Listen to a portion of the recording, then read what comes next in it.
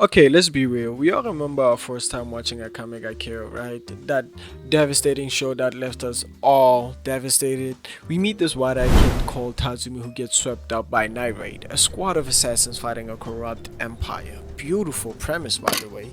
We see them bond, we get attached to them, and then the show just starts killing them. One by one.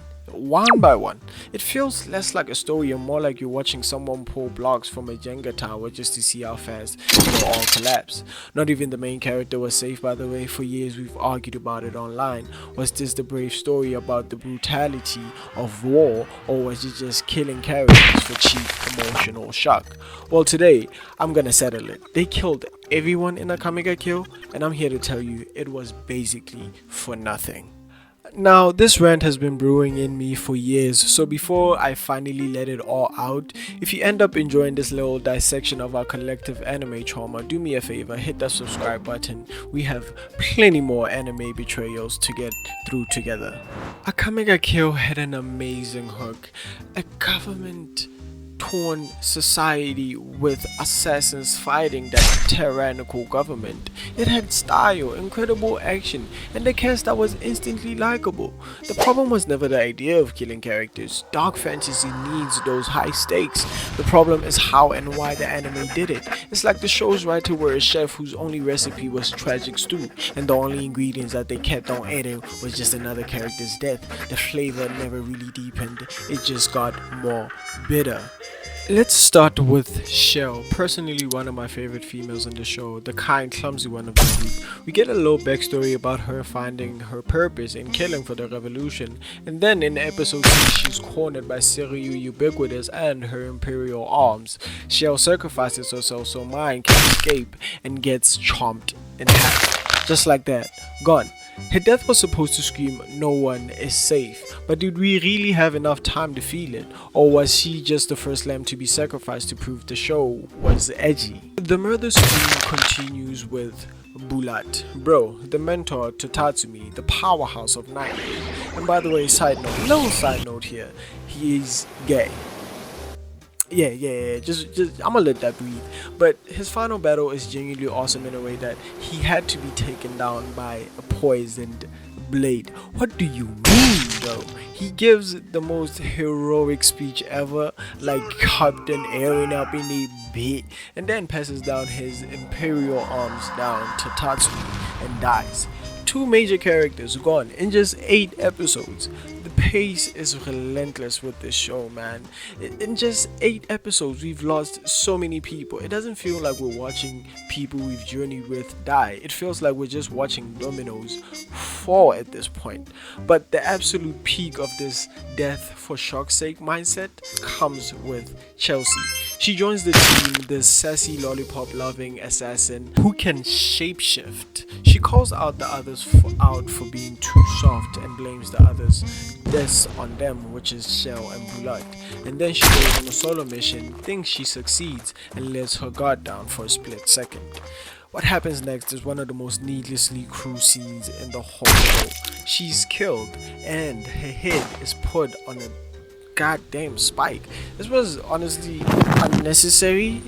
It really was. And then her head is put on a spike, and then Tatsumi finds it in the middle of town. This wasn't as powerful story beat for me, honestly. It was just a cynical grab for a gasp of horror. It's like a magician who, instead of a clever sleight of hand, just smashes a magic box with a hammer. You get a reaction, sure, but it's just noise and splinters, not art. It wasn't earned, it was just brutal, and the show just kept on doing it up until I felt numb of it, honestly, bro. Okay, let me calm down. Now, here's a little secret, nah.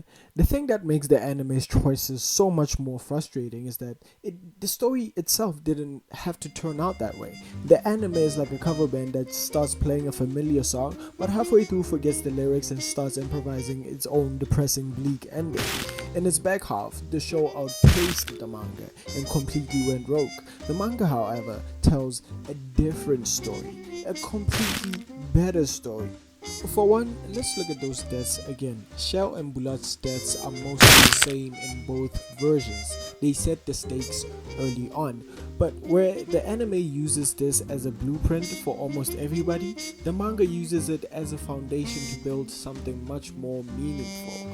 The differences start honestly to pile up as the story goes, and take Wave and Kurome for example. In the anime, they have a close tragic bond that ends with Kurome's death at the hands of her sister Akame. The anime chooses a dead end street for them, but in the manga, their relationship is a central subplot that opens up a whole new highway. Wave actively works to save Kurome from her past and her drug addiction. Instead of a tragic duel, Wave steps in, confesses his love for Kurome, shatters her cursed weapon, and convinces her to defect with him. They get a gosh darn happy ending.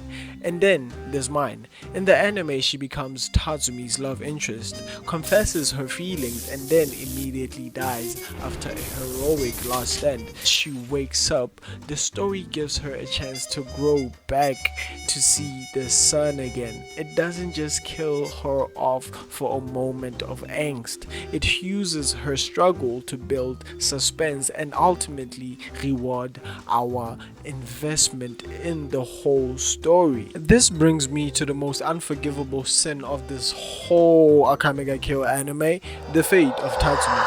In the in the anime, during the final battle, Tatsumi pushes his imperial arms beyond its limit and dies a hero. It's supposed to be a noble sacrifice, but it just feels empty.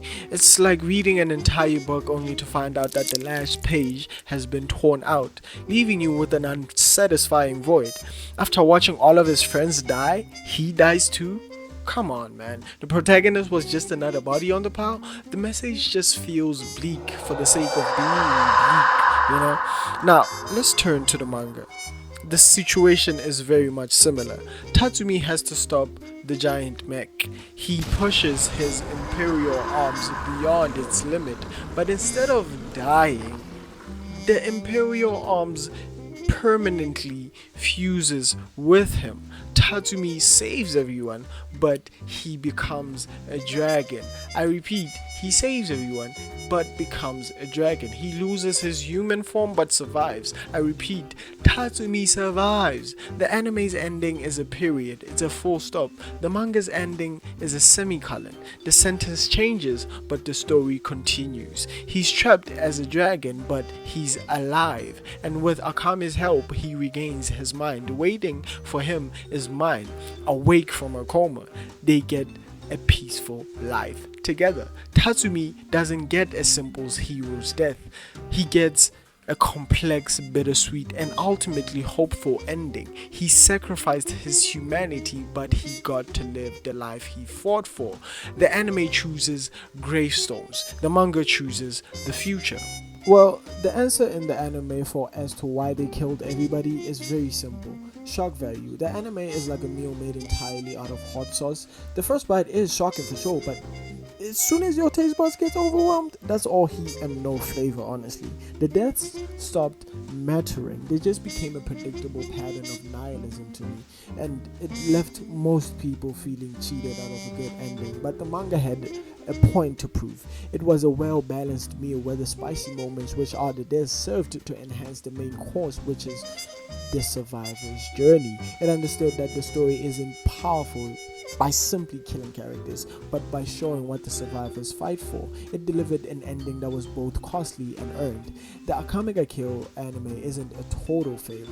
The animation and fights are often spectacular, but it's a flawed adaptation that took a story with nuance and hammered it into a simple, brutal tragedy. For anyone who has watched the anime and felt that hollow sense of disappointment, who thought, is that it?